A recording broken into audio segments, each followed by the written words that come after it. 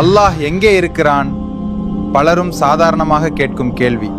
ஆனால் இதற்கான உங்களின் பதில் உங்கள் ஈமானையே தீர்மானிக்கலாம். அல்லாஹ் அர்ஷின் மீது அமர்ந்திருக்கிறான் என்று பலரும் நம்புகிறார்கள். ஆனால் சிந்தியுங்கள், குர்ஆனின் வெளிப்படையான அர்த்தத்தை மட்டும் எடுப்பதால் வரும் மாபெரும் பிழை இது.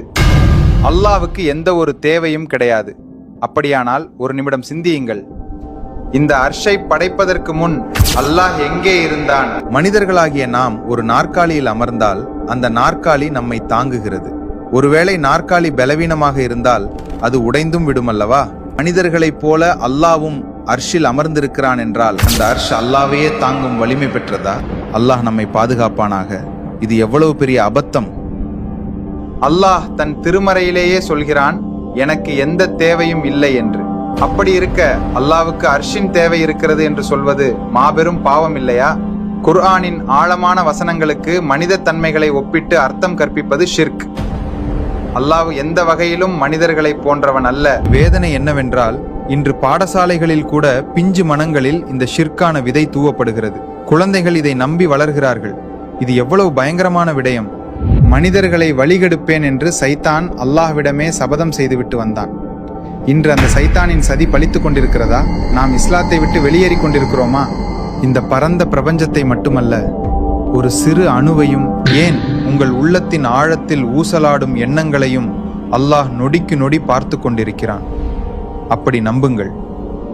அப்படிப்பட்ட சர்வ வல்லமையாளனை மனிதனைப் போல அர்ஷின் மேல் அமர்ந்திருக்கிறான் என்று கற்பனை செய்து இவ்வளவு காலம் எவ்வளவு பெரிய பாவத்தில் இருந்தோம் என்று அஞ்சுங்கள், நடுங்குங்கள்.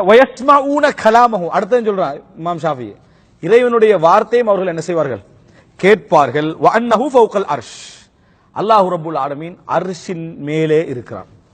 இது நம்ம சமுதாயத்துக்கு தேவையான வசனம். வன்னஹு ஃபௌகல் அர்ஷ், அல்லாஹ் தஆலா எங்க இருக்கிறான்? அர்ஷின் மேலே இருக்கிறான்.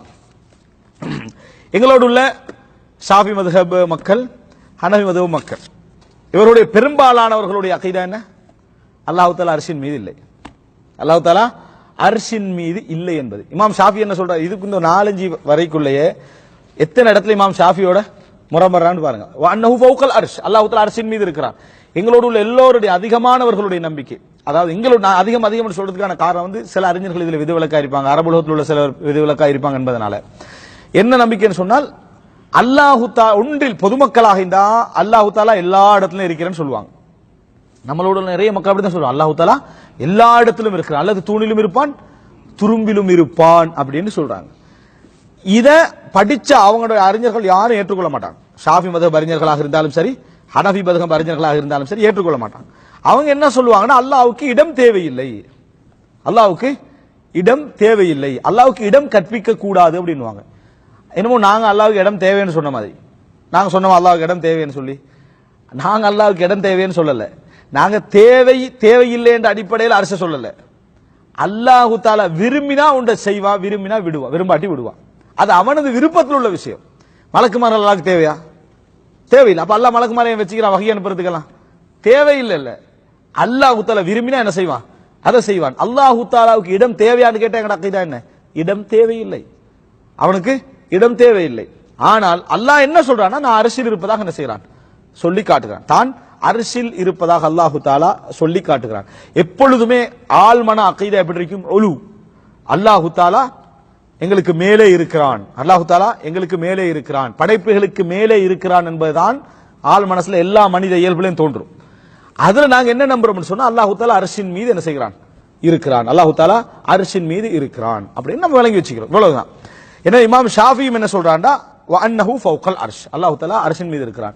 இந்த இவர்கள் அஷ்அரியா கொள்கையில் உள்ளவர்கள், அதாவது ஷாஃபி மதுஹபுடைய இந்த கொள்கையில மதுஹப் ஃபிக்ஹ் அல்லாம அகீதாவுடைய விஷயத்துல என்ன சொல்லுவாங்கடா, அல்லாஹ்வுடைய திசை விஷயத்திலிருந்து அல்லாஹ்வுக்கு திசை கற்பிக்க வேண்டி வரும், இடம் கற்பிக்க வேண்டி வரும் என்று அரசு சொன்னான். என்ன சொல்ல ஆரம்பிச்சிட்டாங்கடா, அல்லாஹு தஆலா இந்த உலகத்தோடு ஒட்டியும் இல்லை, பிரிந்தும் இல்லை, உள்ளேயும் இல்லை, வெளியேயும் இல்லைன்னு சொல்லிட்டாங்க. அல்லாஹு தஆலா இந்த உலகத்தோடு லைஸ முத்தஸிலன் பிஹி வலா முன்ஃபஸிலன் அன்ஹு வலா அதாவது வலா தாஹிலன் பிஹி வலா காரிஜன் அன்ஹு வலா காரிஜன் மின்ஹு, அதாவது அல்லாஹ் உள்ளுக்கையும் இல்லை, வெளியேயும் இல்லை, ஒட்டியும் இல்லை, பிரிஞ்சும் இல்லை. இப்போ வீட்டுக்கு வந்து கேட்குறாங்க வாப்பா இருக்கிறான்னு கேட்குறாங்க. வாப்பா இல்லைன்னு சொல்றதும் வெளியேயும் இல்லை, உள்ளேயும் இல்லை, கூரையிலும் இல்லை, பின்னாலும் இல்லை, ஊர்ல இல்லைன்னு என்ன, இதை விட வாப்பா இல்லைன்னு சொல்றதை அழகா என்ன செய்யலாது, சொல்ல முடியாது. ஆனா இதை புத்தகத்துல எழுதுறாங்க. இதே அவங்க என்ன நினைச்சு எழுதுறாங்க தெரியுமா? உலகமே படைப்பு, உலகமே படைப்பு, படைப்புக்குள்ள இறைவன் என்ன செய்யணும், இதான் அந்த சிந்தனைக்கான காரணம். படைப்புக்குள்ள இறைவனே இருக்கணும். அதனாலதான் இறைவனுக்கு இடம் இல்லை என்று சொல்றத, இறைவனே இல்லை என்றதை அழகா என்ன செய்யறாங்க, சொல்லி காட்டுறான். இறைவனே இல்லை என்றதை இப்ப உதாரணமா, இறைவன் பேச மாட்டா, இறைவன் பார்க்க மாட்டா, இறைவன் இறங்க வர மாட்டா, இறைவன் சிரிக்க மாட்டா, இறைவனுக்கு சொல்லப்படுற எல்லா சிவத்தையும் எடுத்தா என்ன, இறைவன் இல்லை. விளங்கிட்டா? இதான் இவங்களுடைய பிரச்சனை. அல்லாவை தூய்மைப்படுத்துவதற்காக தான் இதை சொல்றாங்க. அவங்களுடைய தூய்மைப்படுத்துடைய விளைவா பாத்தீங்கன்னா இல்லைன்னு சொல்றதை அழகா என்ன செய்யலாம், சொல்ற மாதிரியான பிரிவு யார் செஞ்சாங்க? இது அஷ்அரியா கொள்கையுடையவர்கள் என்ன செய்யறாங்க. அப்ப எங்கட மக்களுடைய நம்பிக்கையில இது இருக்குது. ஏன்னா எங்களுடைய மெயின் முரண்பாடு இதுதான். வயிற்றுல தக்பீர் கட்டுறாங்களா, நெஞ்சில தக்பீர் கட்டுறாங்க, ஒரு முரண்பாடு தான். இதுல நீங்க வயிற்றுல ஹதீஸை வச்சு கட்டினாலும் சரி, நெஞ்சில வச்சு கட்டினாலும் சரி, உங்களோட இஜ்திஹாதை நம்ம சொல்லிட்டு போவோம், பிள்ளைண்டா பிள்ளைண்டுவோம். இந்த நம்பிக்கை தான் மெயின் பிரச்சனை. நீங்க எப்படி அல்லாஹ்வை நம்புறீங்கன்றது. இந்த நம்பிக்கை இருந்து எங்க தக்பீர் கட்டினாலும் என்னது பிரச்சனை தான். நம்பிக்கை தான் இங்க பிரதானமானதாக நாம் என்ன செய்யணும், பார்க்க வேண்டும்.